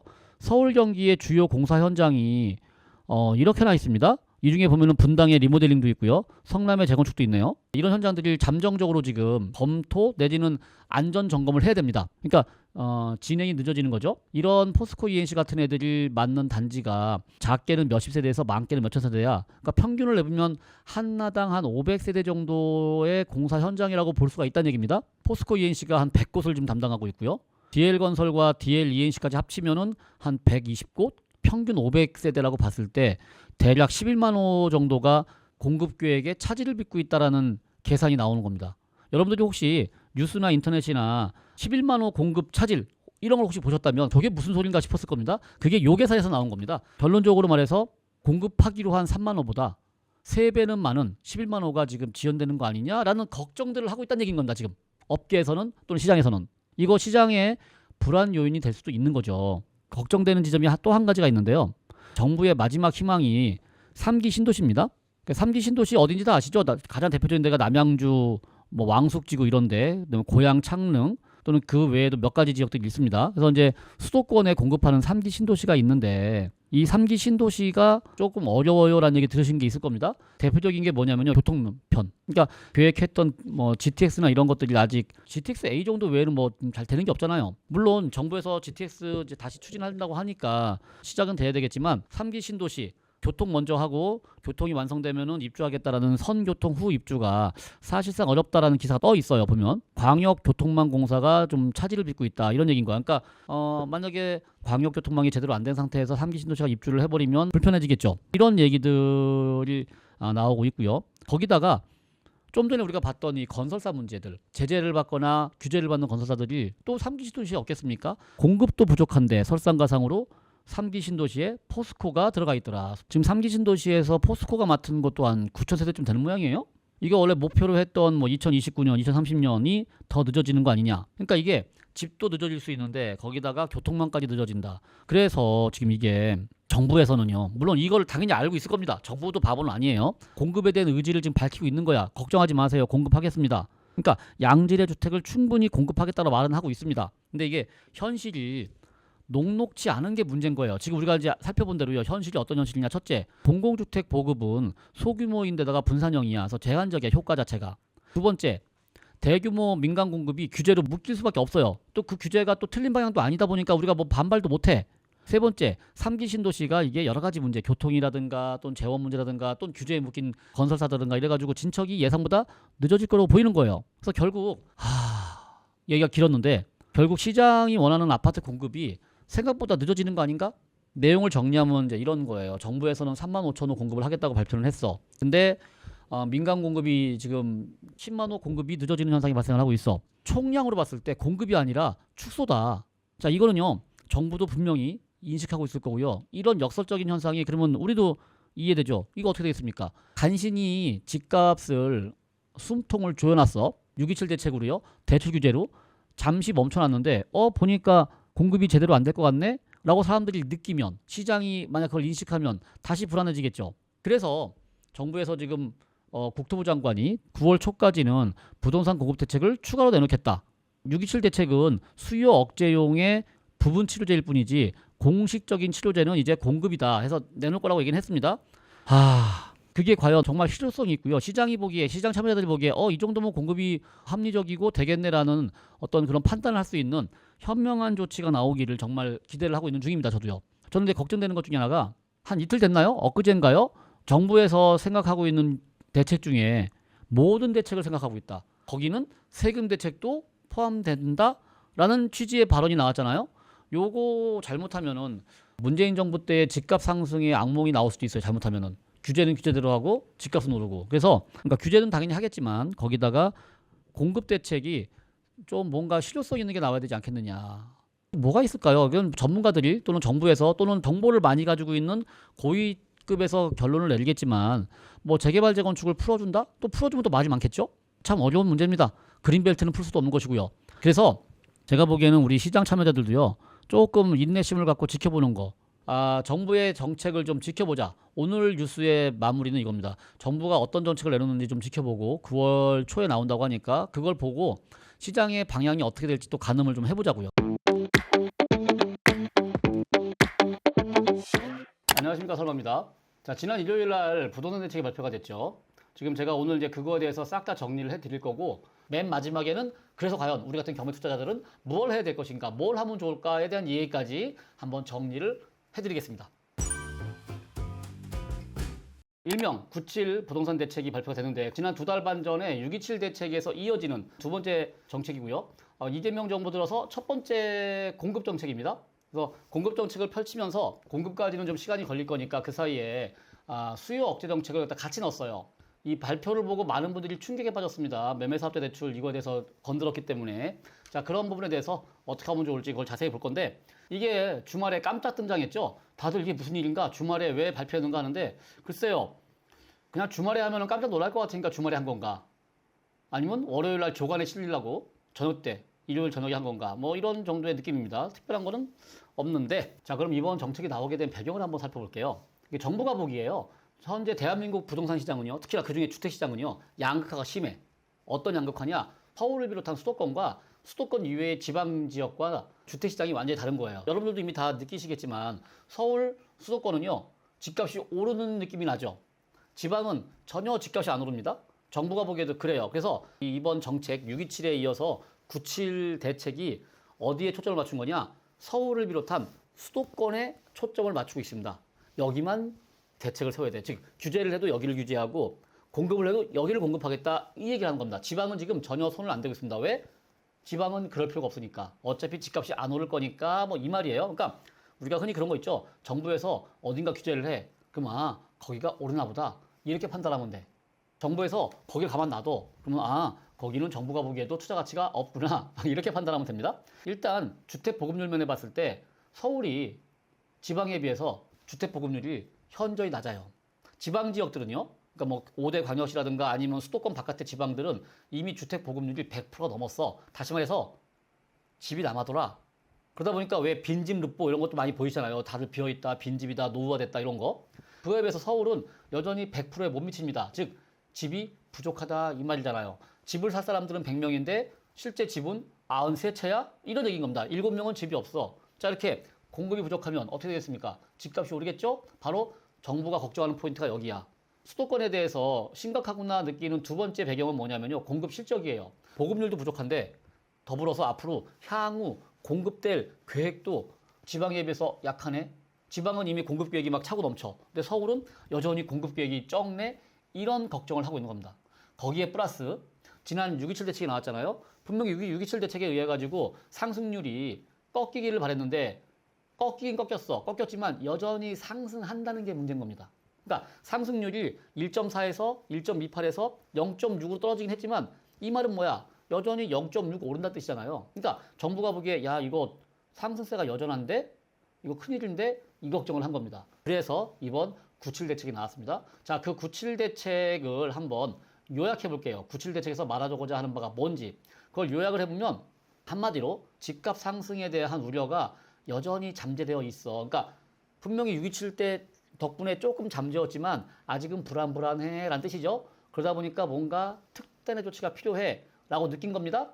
그래서 이번 대책의 규제만으로는 한계가 있으니까 이것만 가지고는 언젠가는 다시 또 오를 거야. 불안할 거야. 시장의 불안을 야기할 거야. 그래서 공급 대책을 이제 집어넣었다. 공급 대책이 나왔다. 이런 얘기입니다. 이 얘기는 아마 제가 한 2, 3주 전에 공급 대책에 대해서 미리 예상하는 영상을 찍은 적 있었잖아요. 거기서도 얘기했었잖아요. 분명히 9월 초에 공급 대책이 나올 건데 얼마나 실효적일지 한번 지켜봅시다 했었잖아요. 그게 이번에 나온 게 바로 그거예요. 자, 그게 과연 집값을 잡을 수 있을까? 사람들이 많이들 궁금해합니다. 자, 그 대책에 대해서 한번 보겠습니다. 9.7 대책을 요약하면 이렇게 5가지로 요약이 돼요. 첫째, 직접 짓겠다. 이제는 정부에서 직접 하겠다. 민간에다 안 맡기고 정부가 직접 공공이 주도하겠다. 누구를 통해서? LH를 통해서. 둘째, 많이 짓겠다. 공급이 필요하잖아. 공급이 필요하니까 까짓 거 공급 많이 하지. 앞으로 2030년까지 5년 동안 135만 채, 즉 매년 거의 27만 채씩 제끼겠다. 그리고 세 번째, 수도권이 지금 걱정인 거잖아. 그러니 수도권에다가 짓겠다 이겁니다. 필요 없는 지방에 짓는 게 아니라 집이 필요한 수도권에다가 짓겠다. 그리고 빨리 짓겠다. 우리가 왜 항상 부동산 시장이 요동을 치는 이유가 공급과 수요가 미스매치해서 그런 거잖아. 집은 지금 필요해. 근데 공급은 이제 지어요. 계획 짜면은 뭐 해야 되고 하는 동안 시간이 흘러가. 이게 미스매치잖아요. 그러니까 최대한 지금 수요가 필요하니까 빨리 지어서 집을 빨리 만들어내겠다가 이번 대책이야. 즉 조직적으로 효율적으로 공공이 주도해서 최대한 빨리 여러분들이 원하는 곳에 짓겠다. 그리고 물론 빨리 하겠지만 공급이 어쨌거나 시차가 생길 거야. 그러니 그 시차 사이에 시장이 불안해질지도 모르니까 5번째, 규제도 여전히 되려 더 하겠다라는 게 이번 발표의 핵심 골자입니다. 이 5가지. 자, 그러면 하나씩 뜯어볼게요. 이 각각의 5가지 예를 좀 하나씩 한번 뜯어보겠습니다. 일단 첫째, 직접 짓겠다. 그러니까 LH가 주택토지공사죠. 주택공사랑 토지공사가 합쳐진 건데 LH가 그동안은 땅 장사만 했었던 거야. 택지를 조성해서 민간기업에 매각하면 민간기업이 그 땅을 사가지고 자기가 이제 수익이 나게끔 공사를 해야 되는 거야. 그러다 보니까 시장 상황이 안 좋아지거나 뭐 인건비가 오르거나 요즘같이 막 사고가 나거나 이러면 공사를 못 할 수가 있어요. 그런 거에 대해서 걱정들이 많으니까 차라리 LH가 그냥 직접 주도하지 뭐. 땅 팔지 말고 LH가 조성한 땅에다가 그냥 LH가 지어버려. 이렇게 추진하는 겁니다. 그래서 아예 법제화까지 하겠다. LH가 조성한 택지는 민간에게 매각하지 않는다라는 법제화까지 추진하고 있다는 얘기입니다. 즉 공공에서 직접 추진하니까 흔들리지 않고 추진하겠다라는 얘기입니다. 요거에 대한 평가는 좀 더 뒤에 할게요. 자, 그리고 이제 두 번째, 많이 짓겠다. 2030년까지 향후 5년 동안 135만 채를 공급할 거야. 즉 매년 거의 30만 채 가까이, 27만 호, 30만 호 가까이 매년 공급하겠다라고 얘기했는데 매년 30만 호면요. 거의 이게 1기 신도시 규모에 버금갑니다. 1기 신도시가 어딘지 아시죠?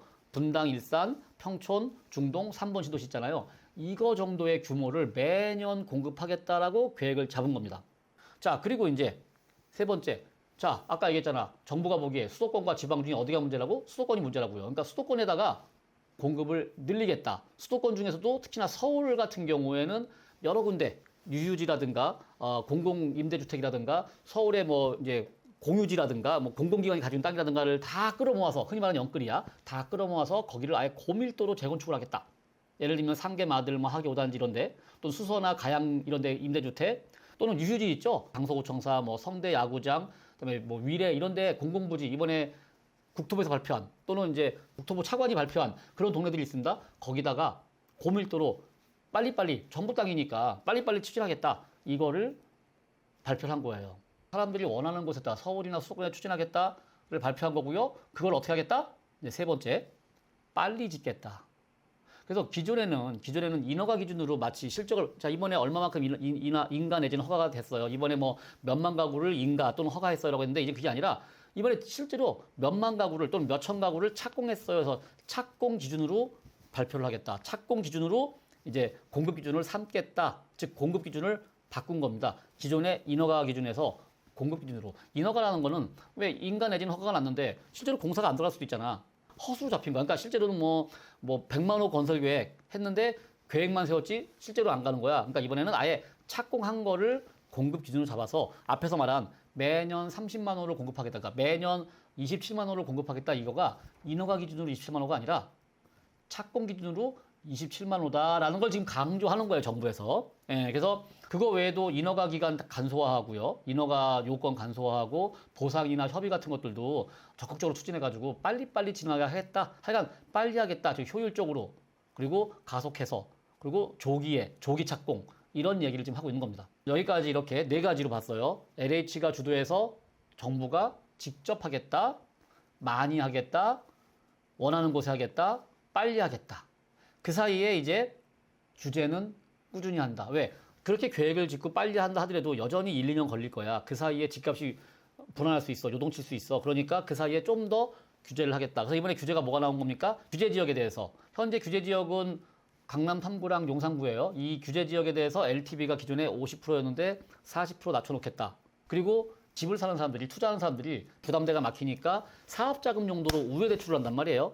그 중에 가장 많이 쓰는 방법이 매매사업자나 임대사업자야. 그래서 매매사업자나 임대사업자 대출을 하는 거를 원천적으로 봉쇄해버리겠다.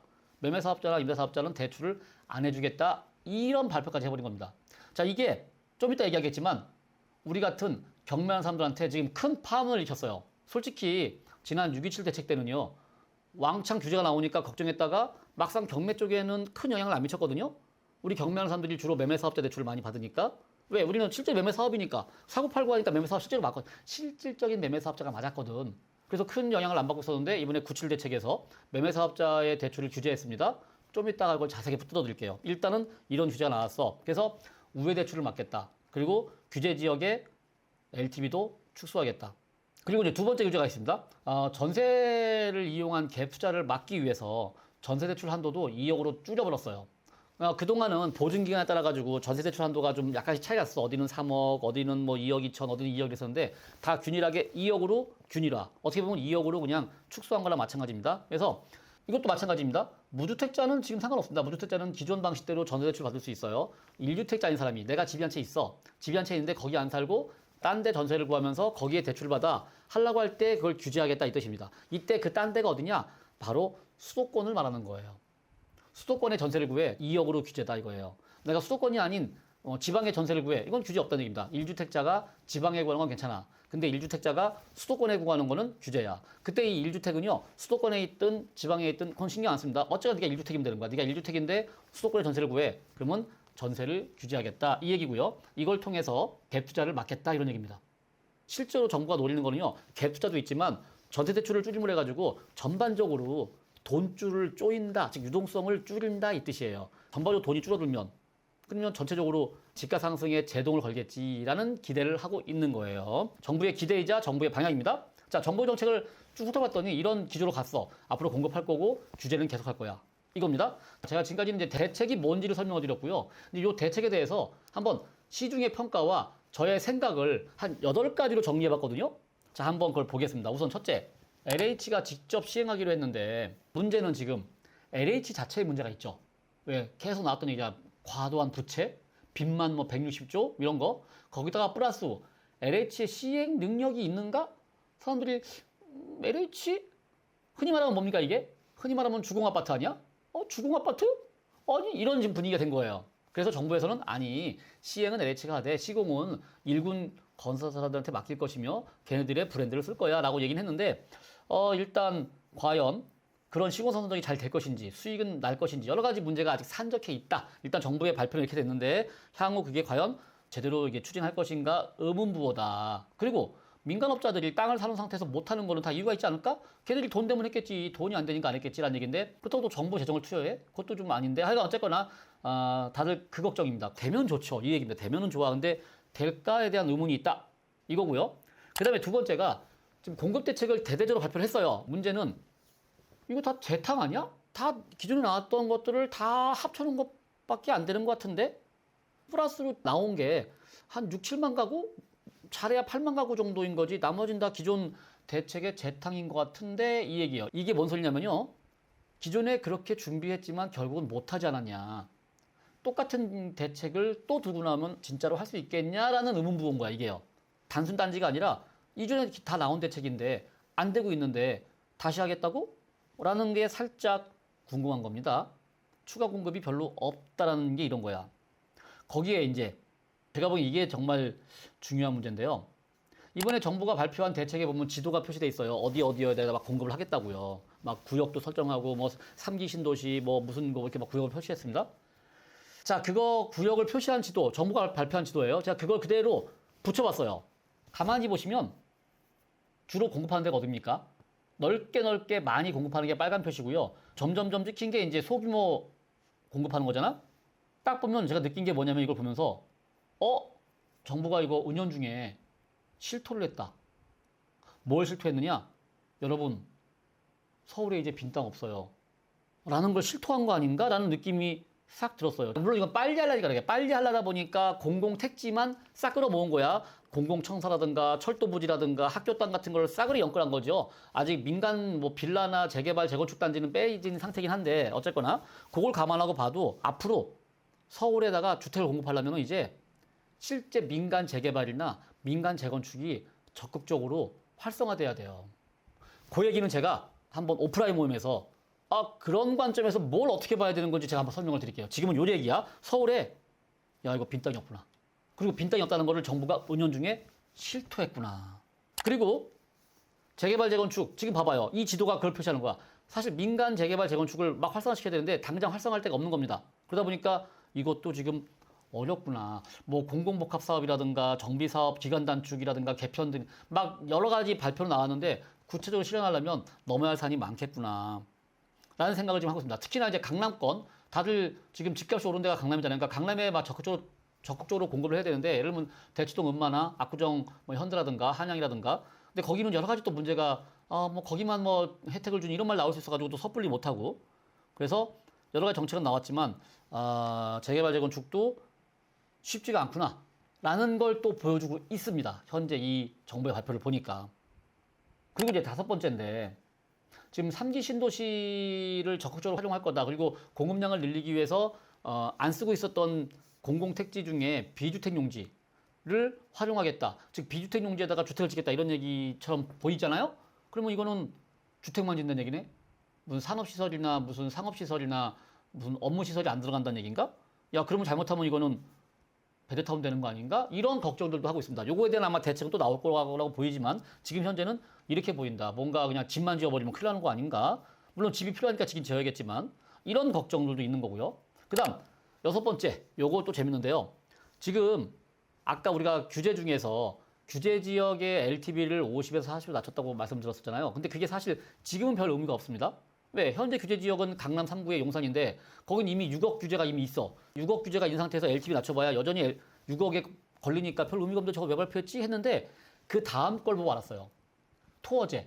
토어제 지정 권한을 지금까지 지자체장, 뭐 서울시장이나 경기도지사 가지고 있는 건데 그거를 국토부 장관도 가지게 하겠다 이 얘기야. 그럼 뭔 얘기입니까? 국토부 장관이 보기에 서울시장이나 경기지사가 미적미적하고 있으면 그냥 국토부 장관이 지정해버리면 돼. 여기는 앞으로 규제 지역이야. 예를 들면 경기도라고 칠까요? 경기도에 어떤 지역이 올라. 그럼 거기 지정해버리면 규제 지역이 돼버려. 그러면 LTV가 뚝 떨어져요. 40%로. 요런 효과를 지금 보려고 두 가지를 지금 하나 던져놓은 거야. LTV 50에서 40으로 낮춰놓고 이제 토어제를 국토부 장관도 지정할 수 있게 해놓고 일단 들고 있다가 혹시나 어딘가 집값이 불안한 움직임이 보여. 그럼 거기를 얼른 지정하겠다. 이걸 보인 겁니다. 지금은 규제 지역이 강남 3구랑 용산밖에 없지만 더 늘어날 우려도 있다 이 얘기예요. 정부는 그걸 유심히 볼 겁니다. 집값이 요동을 치나 안 치나. 그건 우리도 한번 지켜보자고요.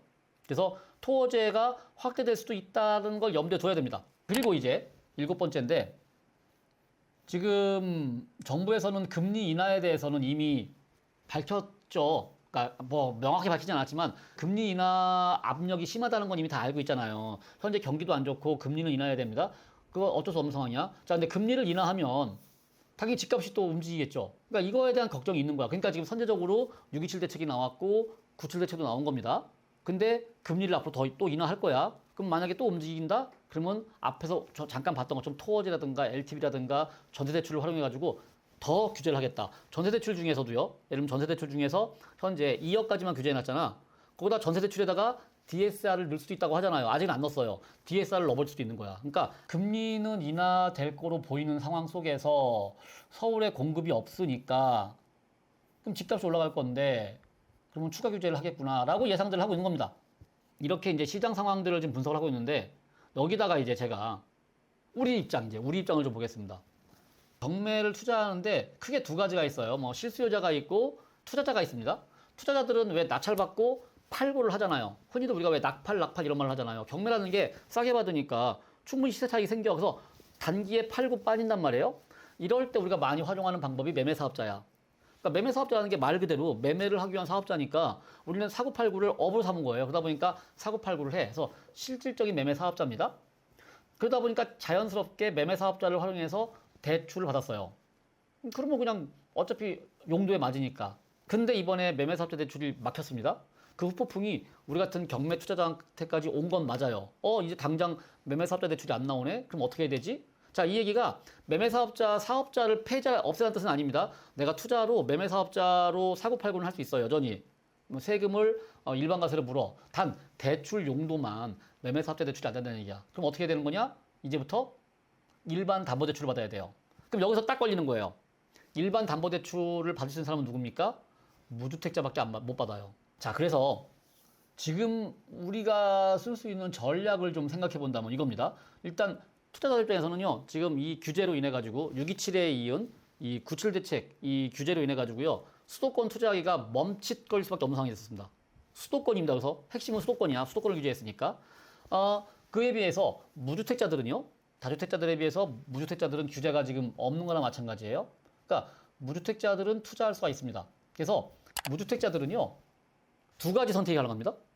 첫째, 이번 기회에 실수요로 저렴하게 내 집 마련해 볼까? 그러니까 경매를 활용해서 저렴하게 받을 수 있단 말이야. 경쟁률이 좀 떨어질 거니까. 발표나고 나서 지금 월, 화, 수가 지났잖아요. 저희 멤버들 입찰 가신 분들 중에 실수요자 입장에서 낙찰 받으신 분도 있고요. 아깝게 1, 200 차이로 300 차이로 떨어진 분도 있고 막 이래요. 그러니까 실수요자 입장에서 지금 가능한 상황이 왔습니다. 그래서 첫째, 실수요자 차원에서 내 집 마련을 저렴하게 하기. 자, 두 번째, 뭐가 가능하냐? 무주택자 입장에서 낙팔이 가능해요. 자, 낙찰 받았습니다. 대출 뭘로 받으면 돼요? 주담대. 주담대로 받아가지고 잔금 치르고 다시 팔아버려요. 그럼 다시 무주택이 되잖아? 그러면 또 낙찰 받으면 되지. 이렇게 무주택을 유지하면서 낙팔도 가능한 거야. 그러니까 현재 무주택자들한테는요, 기회라고 보이는 겁니다. 자, 그러면 다주택자는 어떻게 해야 되는 것인가? 내가 이미 주택이 있어요. 그러면 수도권에서는 대출이 안 나오겠죠, 일단? 매매 사업자도 막혔죠? 그럼 어디로 가야 돼? 지방으로 가야겠네? 그죠? 그래서 지방에, 아니면 충청권, 전라권, 경상권의 아파트 중에, 자, 지방으로 가면 또 뭐가 재밌는 게 있습니까? 공시가격 2억 이하. 공시가격 2억 이하면은요, 웬만한 아파트들 대부분 돼요. 지방으로 내려가면요. 다주택자는 공시가격 2억 이하면은 취득세 중과 안 되죠? 거기에 아까 같이 대출 규제 없죠. 그러니까 낙팔이 가능해. 수도권이 힘들면 지방으로 하는 거야. 자, 근데 여기서 내가 지방을 하겠다고 해가지고 아무 데나 막 가고 오면 큰일 납니다. 이게 지방도 잘 팔리는 데가 있고 안 팔리는 데가 있잖아요. 그래서 그거에 대해서 우리도 계속 공부를 하고 있어요. 우리 이제 멘토쌤들 중에 이제 지방 전문가들 있잖아요. 그러니까 그런 것들을 같이 공부해 가면서 알고 가야지, 여러분들. 야, 지방이 기회래. 무조건 가야지. 이러면 안 됩니다. 섣불리 가지 말고, 지방은 위험하다고 아까 말씀드렸잖아요. 예, 섣불리 가지 마시고 공부하고 가시자, 이런 얘기입니다. 자, 그래서 우리는 항상 상황이 닥치면 그거에 대한 대책을 찾기 마련입니다. 제가 20년 동안 투자하면서 이런 상황들 많이 겪어봤거든요. 그때마다 항상 돌파구가 나옵니다. 지금 현재 생각할 수 있는 돌파구는 이렇게 되는 거야. 첫째, 무주택자라면은 수도권이 기회다. 다주택자라면요, 수도권의 규제를 심하게 하니까 그럼 지방으로 눈을 돌리자. 요 두 가지로 볼 수가 있겠고, 이렇게 여러분들이 시장을 전망하면 되겠다는 얘기입니다. 그리고 제가 이거에 관련해서 이제 앞으로 카페에서 좀 어떤 특강이나 번개나 모임을 좀 종종 할 생각입니다. 계속 시장 상황을 유심히 보면서 여러분들하고 우리는 그럼 뭘 하면 좋을까? 현재 나는 뭘 하고 있는가? 우리는 어디를 보고 있는가? 요거에 대한 얘기 할 거니까 여러분들 카페 오셔가지고요, 유심히 보시다가, 카페 글 올라오는 거 유심히 보시다가 번개나 뭐 특강이나 있으면 참여하세요. 그래서 같이 고민해 보자고요. 이게 위기가 곧 기회고, 기회가 곧 우리의 발전 가능성입니다. 항상 위기는 왔었고요, 그 위기를 극복하는 사람들이 돈을 벌어요. 자, 이렇게 한번 제가 쭉 분석을 해봤는데 운신의 폭이 제약된 건 맞아요. 근데 그 속에서도 역시 우리가 찾을 방법은 있다. 그리고 기회가 있다. 남들이 멈칫할 때 나는 할 수 있다 라는 얘기를 하면서 이만 마무리하도록 하겠습니다. 이상 설마였습니다. 안녕.